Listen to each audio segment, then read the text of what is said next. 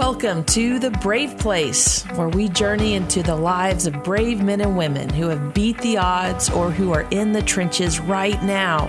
Difference makers who have truly discovered the warrior that lives within and are living it out. This is the place that will inspire, encourage, enlighten, and challenge that brave person that lives deep down within all of us. Welcome back to The Brave Place. I'm your host, Christy Rodriguez, and I have a very special guest today. I'm here with Jason Jenkins. He is a powerhouse when it comes to leading and serving the community in his faith. He is with an organization called Sharpening Men, and they are just doing so much. And I'm going to read a quote just to give you a background from their website, mensharpeningmen.com. It was created from the pain of seeing men, both young and old, drift from their faith in God, as well as in the critical roles they play as a husband, dad, and ambassador of Christ. And men become dull and ineffective without having consistent biblical perspective, encouragement, accountability, and resources poured into their lives. That is such a true statement. And it also, that carries over into women as well. Jason, welcome to The Brave Place. I'm so pumped to have you here. I'm really excited about this conversation today. Christy, thank you so much for inviting me. This is a beautiful moment to get to share everything that we're doing and what you're doing and how do we make an impact in the community. Mm-hmm. I'm very, very glad to be here. Awesome. Well, there's nobody else I could think of that would do this podcast justice today when we're talking about men sharpening men. And before we go into that, though, I want to start with you and your story. I had the opportunity to hear you and your wife, Amanda, and your daughter, which, by the way, they are rocks in the faith. Mm-hmm. And they just blew me away, the way they articulated just their love for the Lord and what he's done in their life and how grounded they are. And so, your household, y'all just have it going on. I know you have a son, Nolan, too, and I have not had the gift of meeting him, but I would imagine he's a rock as well. So to get that powerhouse household, take me through that journey and how you got to where you are today. Wow, it's a journey and it's a process. Amanda and I met when we were 16 years old. I had a girlfriend, she had a boyfriend, and it was like, see ya. Yeah. I knew, actually, we're moving locally, but we're moving. And I found some letters the other day that was talking about when we were in high school. And I was telling her, I don't know how or why, but we're supposed to do this forever. And wow. It was amazing. I was reading it and I was like, I can't believe I was writing this, but it was God. Uh-huh. And it wasn't this God moment, angelic event. We were stupid and kids on purpose and immoral and insecure and selfish. And we both looked at each other and said, a broken person getting with another broken person. Yep, this will work. And so we got married at 19 and 20. And wow, we had Emma about 3 years later. And so we were thinking, okay, well, this is what you do. You go to work, you go to school, you go home, you pay the bills, you raise kids, go to ball games. And 10 years of doing that, it was like, what are we doing? Why are we here? What is our purpose? And Amanda even got to the point, she's like, I didn't sign up for this. I got married when I didn't want to. I sit on a pew every Sunday and I don't know who God is. Oh, wow. What am I doing here? What is this game? Because she is so detailed, organized, and she is not a game player. She doesn't mince her words. And she literally called me from New Orleans from a bar saying, hey, I'm down in a bar and, this is pretty nice. I don't know if I want to go on. And so I was. And how far along were you in your marriage when she did make that? That was about year 10, year 10 of marriage. And so we had Emma and Nolan. Nolan was probably 4, Emma was 7. And man, it rocked my world because here I was comfortable in religion, in church, and leading worship and speaking and teaching. And we were doing this together, leading life groups. But it was such a game. I didn't even realize it, that we were very religious, but we weren't godly. We weren't loving God. We were just playing the game, checking the box, wearing the clothes, looking the part.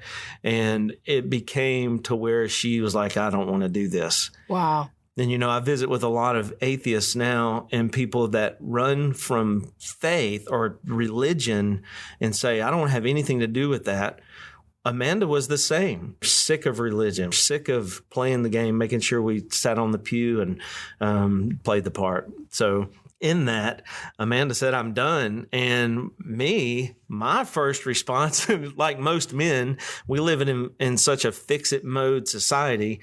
I was going to fix it. I was going to get her with the right people. I was going to get the right worship music going on in her car. I was going to get the right book in front of her. I was going to send her to the right one because she needed to fix herself because she was the problem. Mm-hmm. And so because I was a great man, I was a great man of God that was leading and loving and very unselfish. And no, not at all. Mm-hmm. And so one of the greatest moments, I was sharing with my brother about what she was doing, and she's wanting to go down to LSU to see her sister Katie and spend time with her, and she's wanting to go back to New Orleans and go to these events. And I'm like, she's doing this and she's doing that. And he said, repeat after me. And I said, okay. He said, 100% of my problem. I said, 100% of my problem. He said, is me. I said, is me? No, it ain't me. You're like, I'm the Bible teacher. Yeah. Have you heard me lead worship? I have got this down. Yeah. And so she was the problem. And he said, man, you can't change people. You need to find out what a godly man looks like. Go back to heal all the wounds you have. Be the man that you're supposed to be. And then if she comes back around, she comes back around. But regardless, you're going to be the man of God you're supposed to be. Wow. I was like, dang, in a much worse way. Yeah. And so really I went to her and said, I don't know what it looks like, but I'm going to be a man one day that loves, leads, provides, and is going to be a godly man. I don't know what it looks like, but if you leave now, you're never going to see it and you'll regret it. And so will I. Wow. And so in that season, I remember it specifically. So a friend committed suicide and he had on Christmas. And so his funeral was a few days later, and I was going to the gravesite and she called me and I pulled over on the side of the road and she said, can you meet me at Chili's? We need to work this out. And I said, oh my gosh. And I sat there and just cried and cried and cried and went and met her. And we didn't know what it looked like, but we knew we weren't going to quit. We took divorce off the table and the journey began, really. Wow.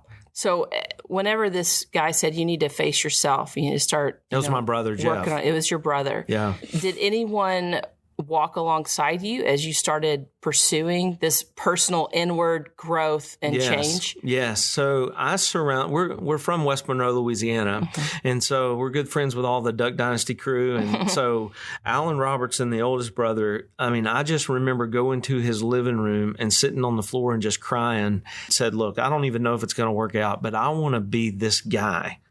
And there's a standard that I don't know and that I'm not living by, but I want it. And then there was another part where I was doing some work for Willie on the side. And then I was spending time with Jace Robertson and learning how to share the gospel and learning how to live a life that's not about you. And so there were several people that I had to lock shields with, that I had to do life with because I knew I couldn't do it alone. And then there was a guy named Eddie Parrish, who's a marriage family therapist down in Baton Rouge. And my brother said, you've got to go see him. You've got to go see him. And so I went and saw him, and I told Amanda, with or without you, I've got to go. And so she agreed to go, and she's sitting in the parking lot and is like, don't expect me to say anything because she wasn't ready for counseling and for all that. But we walk in and we meet with them once a year, whether we need it or not. And so it was a beautiful moment to have people that surrounded me that said, here's what it looks like. Here's how you do it. They really discipled me into being a loving, affectionate father and husband and man of God. What I appreciate so much about what you're saying is it's that humility. Not many people will do that, where they will say, look, I need you to help me. I want to be this guy. They try and do it on their own. And I personally have never met anyone that could do it on their own. I've never been able to do it on my own. I know when I'm left to my own devices, I'm an idiot. Just being honest. If it weren't for the people of my church, just strong Christian women who are speaking truth and life over my situation and over me, I wouldn't be anywhere close to where I am today. And I still feel like I am so far. The more you grow, I think you realize how far away you are from where you would love to be. I don't know, that's my perspective anyway.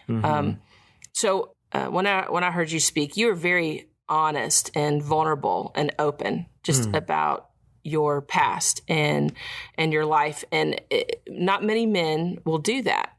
There's a freedom that I see in you where it's not about what other people think. It really is about getting the message out there. And so I know not just me, but a lot of people look on that and they're like, how does he do that? So what do you think your secret is behind that?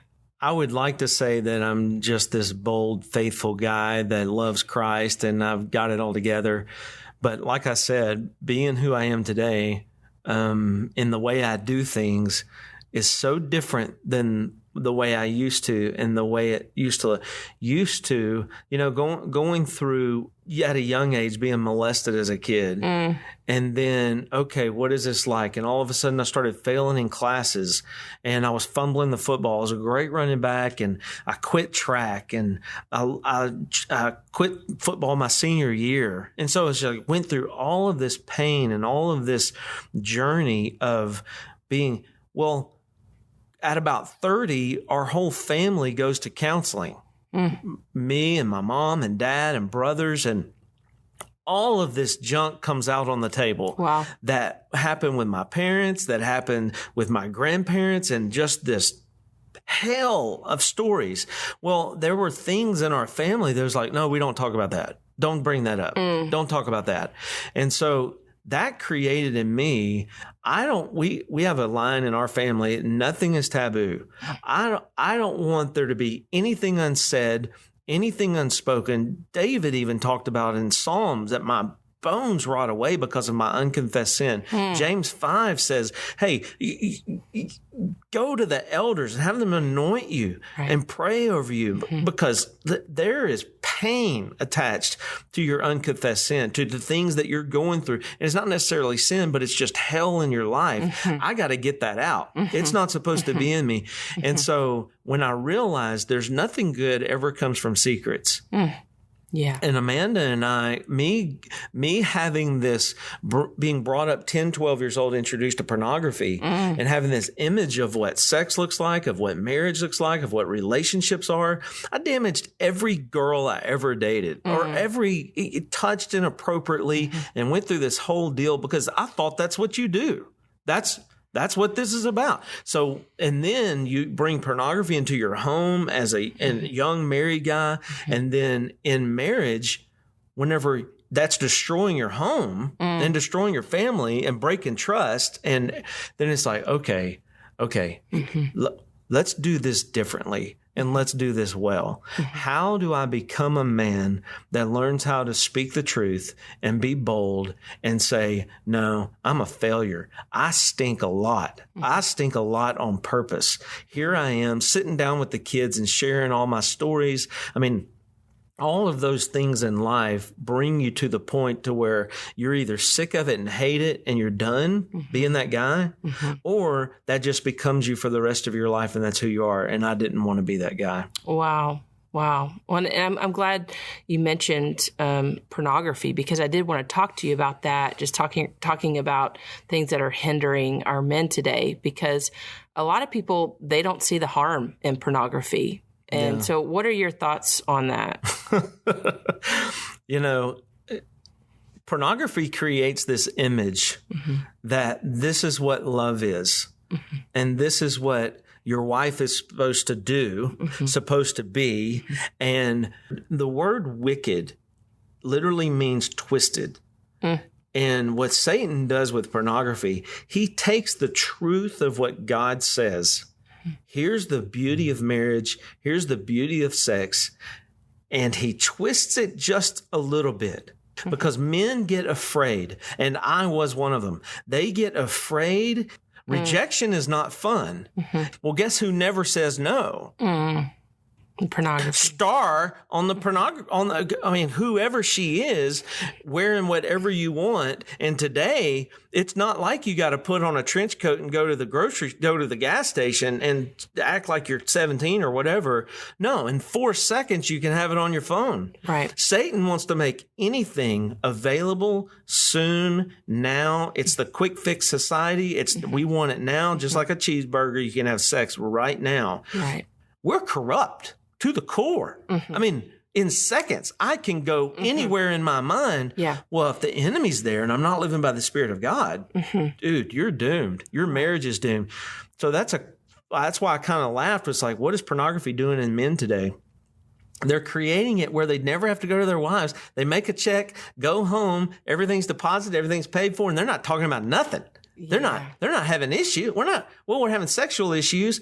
No, we're not having sexual issues because I'm getting all of mine over here. Right. So it's not, people live together their whole life and never really grasp it.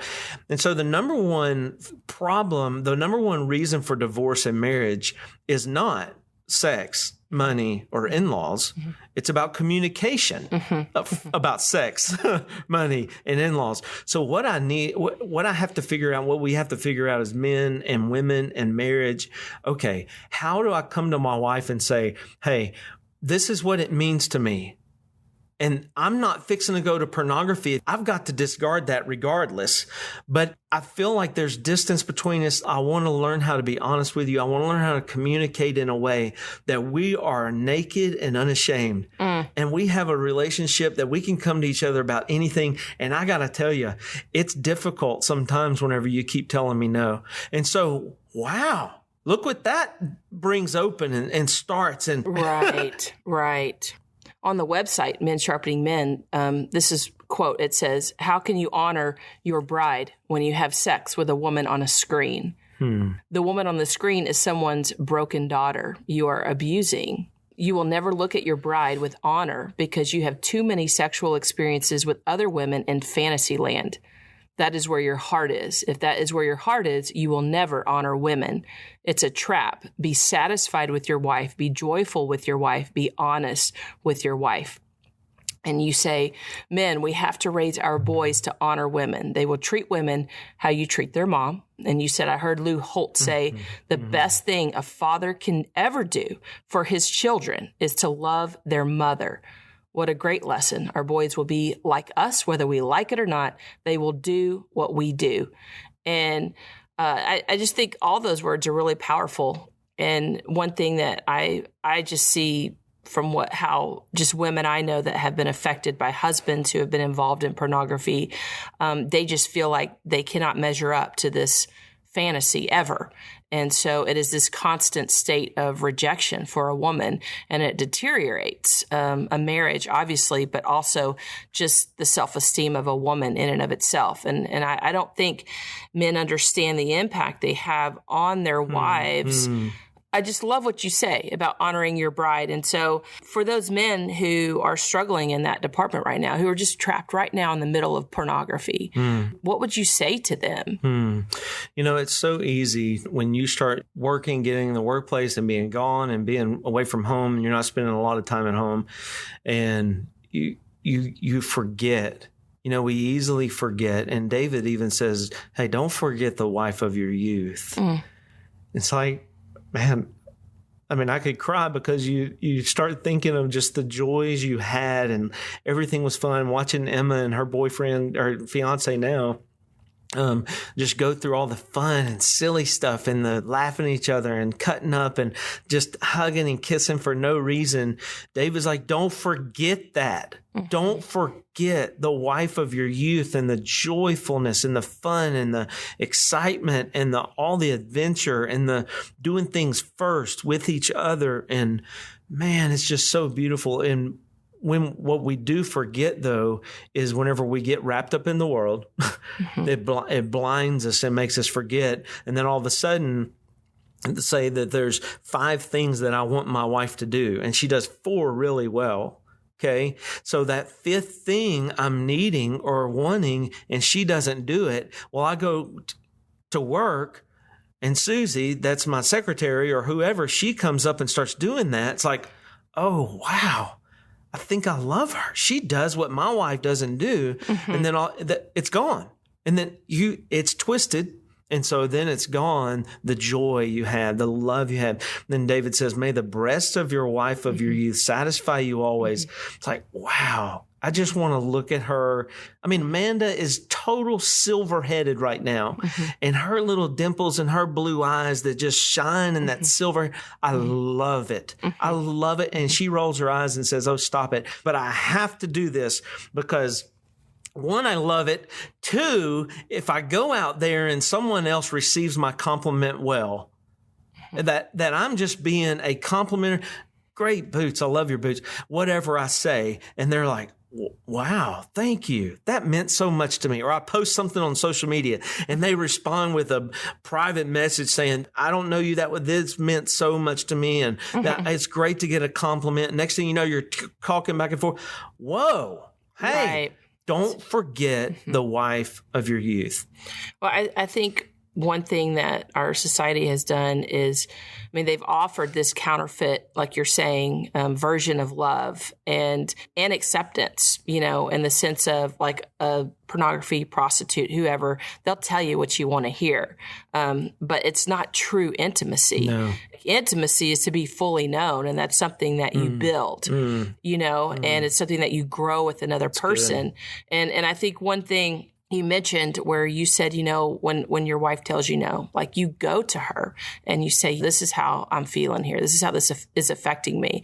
And I think that is such a missing piece in a lot of men. And I don't know if that's because it's a humility factor that has to take place, if it's the vulnerability and God bless men. I mean, I feel for men because you're taught your whole lives not to show your feelings. That's right. Not to be vulnerable, not to be humble. You got to, you know, walk with your chest puffed out and say, I got this. That's basically what you got to walk around being like, unfortunately. And there's this false sense of toughness and pride, but it hinders you in these deep, you know, committed relationships where you could really experience the joy of true intimacy. And so I do feel like so many men, and women can be here too. Right, I feel like it's easier for women because we're, for the most part, communicators. So basically, I mean, one thing I hear you saying is you are willing to go to your wife, talk to her, and even in that builds intimacy. And on top of that, more intimacy will come because she's listening, she's hearing you, and she's meeting that need. And then you can continue to talk about it. And then pretty soon, once you experience that depth and level of intimacy, this counterfeit form won't compare. That's right. Or come close. That's right. Yeah. That's right. And that's what he designed it for. In a marriage, man, it is, oh my goodness, it's so beautiful in the fact of, I love what John Eldredge said. He said in Wild at Heart that the number one fear of men is being found out. And it's like, I don't want to open up my heart and say, here I really am, because it might get stepped on again. You know, it's the porcupine that I'm prickly all over. I'm prickly all over, prickly all over. And I don't want you to really see what's in me. Once a year, that porcupine opens up and reveals his open, soft side. Yeah. Wow. Yeah. Wow. So what if every time a man does that, he gets shut down, or a woman gets shut down, rejected? You know what? I'm just going to keep this right here. Right. I'm going to keep closed up and I'm not letting you in. That's never going to work with a marriage. Right. So I had to learn how to do this. You know what? This is really not going to be easy. But the joy that comes from being open and honest is always, even if I get rejected, I was secure and solid enough to say, here's how I'm feeling. This is what this looks like to me. That rejection is even better than the guilt on the other side of pornography. It's like that. I have to keep in mind that's never worth it. It never pays off. There's no joy in that ever that is lasting. Here, I have a chance to grow. I have a chance to mature. I have a chance to where we can build our relationship a little more. And at the end of the day, and I think even all men, even who are trapped in pornography, at the end of the day, they truly in the heart of hearts desire that level and that depth of intimacy. Yeah. They're like, man, what would it be like to be fully connected to someone and fully known and still accepted? I was talking to a friend the other day about being a shame breaker in someone's life. And the way you do that is you allow them to be fully themselves, admit, confess everything they know to do to you, and you still accept them and love them just as they are. And that's what God does for us, right? That's right. And I think that's such a good point about the porcupine, because it is so scary to reveal all of you. And if people could just go ahead and do it anyway, just take the risk. I'm not saying you take the risk to anyone, but your spouse, I mean, if that becomes a regular thing, it starts with one step. And then the next step, it's a little bit easier. And then if you just continue doing it, before you know it, you've really opened up a whole new world of intimacy that you never knew was possible. And healthy growth in a marriage totally comes from risk. Yeah. It's taking a risk and saying, I don't even know what this, it's Abraham taking Isaac to the top. I don't even know the result of this, but I know God's going to be God and he's got this. And it's me opening up to my wife saying, I just got to share this with you. Yeah, that's so good. So today, how do you protect your spiritual walk? You're in front of a lot of people. You talk to a lot of people. How do you protect yourself? That's a great question. Psalm 1 is a beautiful reference to what does life look like. And we memorize this as a family, and it begins with, blessed is the man who doesn't sit in the counsel of the wicked, stand in the seat of mockers, or take the way that sinners take. And so basically just what we were talking about a while ago, if you hang out with stupid, that's who you become. And we shared this with the kids and they memorized it. We memorized it as a family. Who do I hang out with? Who do I spend time with? What kind of people am I involved? I mean, who you hang out with is who you are. It's what you become. If I hang out with negative, man, I'm going to be negative. I had a friend that was it was a pretty good while ago, but man, he was just negative. And I'm like, I can't do this and come home and all of a sudden be positive. Yeah. So it says, blessed is the man who doesn't sit in the counsel of the wicked. And it goes on to say, but he meditates on God's law day and night. Which means the word meditate is like a cow that eats grass in the morning, and he chews on it and he swallows it. And then throughout the day, you know what he does? He regurgitates it. He brings it back up, chews on it some more, swallows it, regurgitates it, brings it back. And then it says, after he swallows it, that man, he'll be like a tree planted by streams of water, and his fruit will come in season, and everything he does will prosper. His leaves will never wither. It's like, wow, how beautiful is that? And he said that man will never die. You'll physically die, but spiritually, I'm alive, but forever, forever. Why? Because I spent time with godly people, and I spent time in God's word, and I just bathed in it.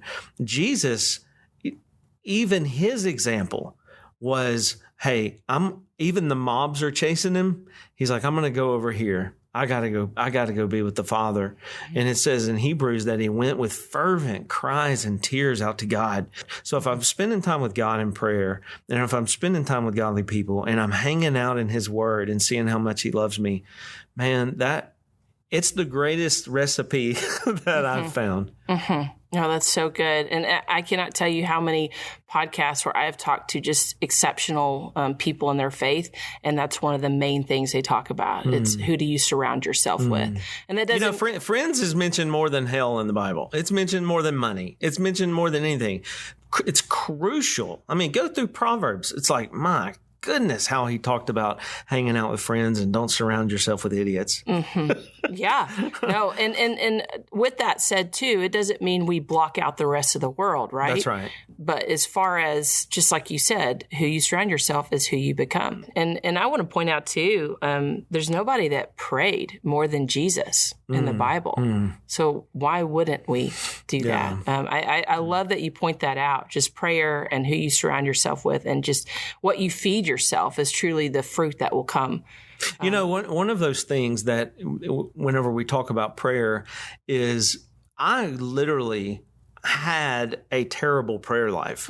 I mean, I literally, okay, 3 or 4 words and falling asleep, or praying for a meal, or just halfway trying to, never even really studied it, never really even thought about, okay, what is this prayer?